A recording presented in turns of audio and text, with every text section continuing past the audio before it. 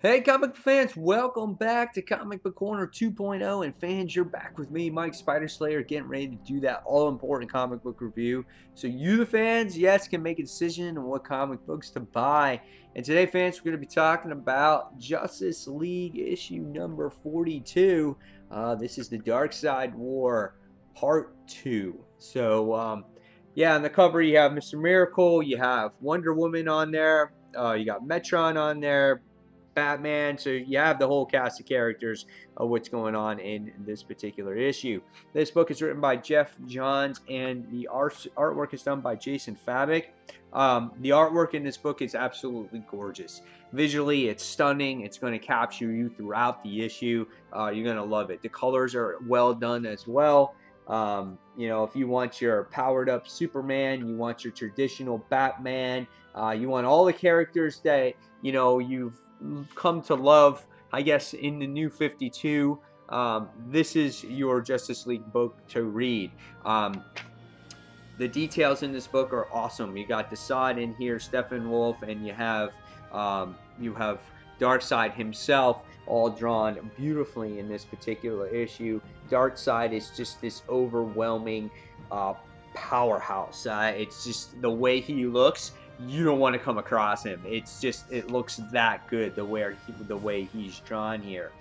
There's good details in here when it comes to fight scenes. I thought it was well done. Wonder Woman looks phenomenal in this issue, and here we get to see her come across the anti-monitor in this issue also. So she looks, they both look awesome when it comes to the fight scenes. Great paneling, all the layouts are well done. Descriptions of boom tubes coming through when they're transporting or whatever. Really well done. So what did I think about this issue? Besides the visuals here looking phenomenal. In this issue, I'll tell you a little bit about the story. In this issue, we continue where we last left off. We find out that Lex Luthor's sister winds up shooting Lex, and Superman basically saves Lex's life. There you go. I mean, even though Lex Luthor and Superman are never on the best of terms, whether he's part of the Justice League or not, or whatever Lex's plans are, Superman always goes out and saves him. So we see what Superman really stands for here. But they find out that they are on Apocalypse. Now, throughout the rest of this issue, you don't really see Superman and Lex Luthor on here for the rest of the time. And I was kind of disappointed. But you get to see,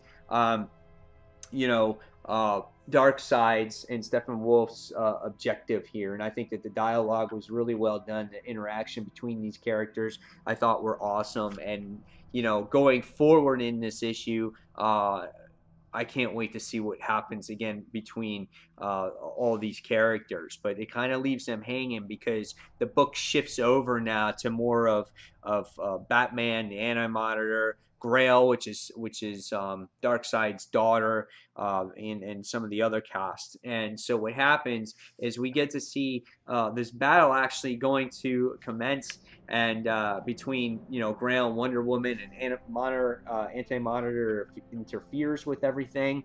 And then the next thing we wind up seeing the new god Metron. He appears in this issue, and he comes around, and it's like boo, and he comes through, and he transports the Justice League members to safety because they feel that they need to be safe away from them. In the meantime, you get the other part of the story where we have Marina Black, where we got to see everyone that was searching for her, and we find out now she is the mother of Grail and actually hooked up with Darkseid, and that's what they created. So we find out that after talking with Mr. Miracle in the issue, that there's this war that she wants to create. And Mr. Miracle starts talking with her and says, millions are going to die. We can't afford this. And she goes, oh, war causes great loss, but it's necessary to win the war. And at the end of their little portion of the comic book, you see what happens to Mr. Miracle, and it finds out that him and Marina Black there don't really have much in common after all. So what happens is a lot of information is being talked about in this issue, and we find out that Metron is talking, and he doesn't have the answers. So Wonder Woman sits there and tries to get the lasso of truth around him to tell the truth. And we get to see that everything is everything that Metron knows is based off the chair. So she winds up yanking him off the chair, and then Batman decides to take the chair for himself. And I was kind of surprised that he would go after this chair, not knowing the outcome or what it can do to him or and the others around him. He goes ahead and sits on the chair, and we wind up seeing that this power gives him all the answers. And the first thing he asks is, does Joe Chill kill his parents? What is the Joker's name? And I thought those were cool elements, but you still don't find out who the Joker's last name is in there.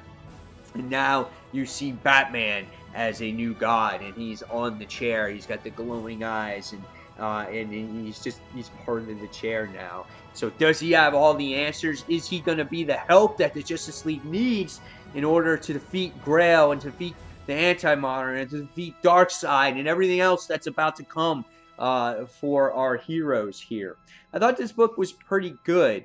It kind of builds on the story a little bit more on what's going to come, and I think Jeff Johns did a good job at separating the issue into certain segments, and so it progresses. Even though it doesn't progress a lot, it gives you a little bit of a taste on their stories and gets you wanting for more. So I really enjoyed that.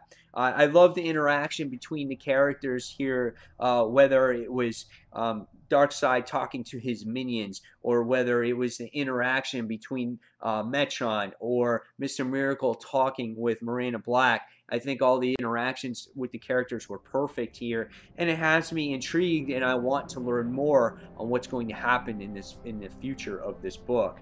So overall, I'm going to give this book a 4.25. I would have loved to seen a little bit more action in this book. It was a lot of talking and standing around, but of course we got to develop a story here before all the major things take place here. So overall, 4.25 out of 5. Guys, leave me your comments below on what you thought of Justice League issue number 42.